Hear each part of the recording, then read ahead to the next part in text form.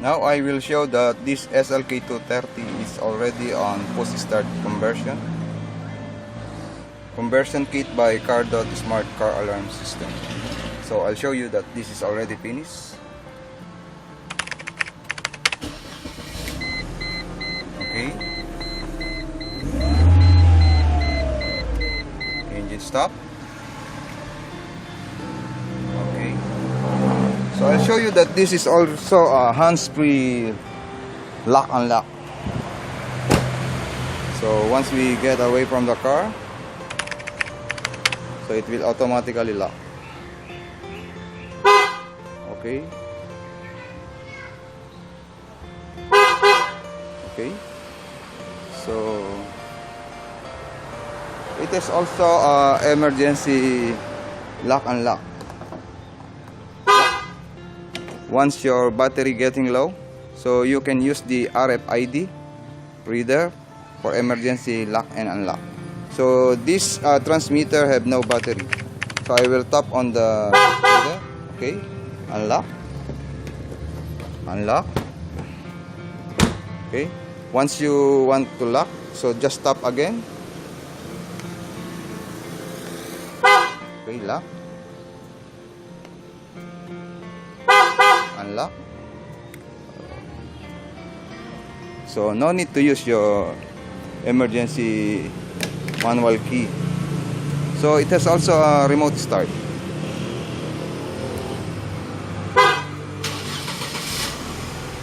Okay, so we can stop. Okay, start. Okay.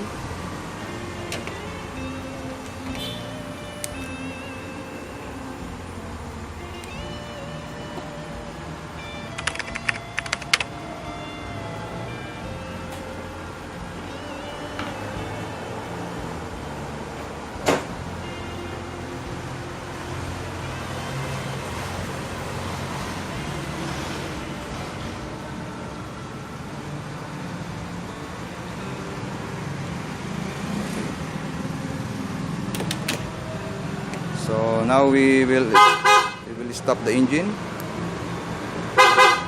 Okay. So it has a simple button for siren muting. Just steady press the lock. It's already on silent mode. So see. Okay. Lock. Unlock. So no sounds. So if you want have a siren, just press again. So it has already a siren. Very easy to use. So you want to silent, just press the lock button. So it's already in silent mode.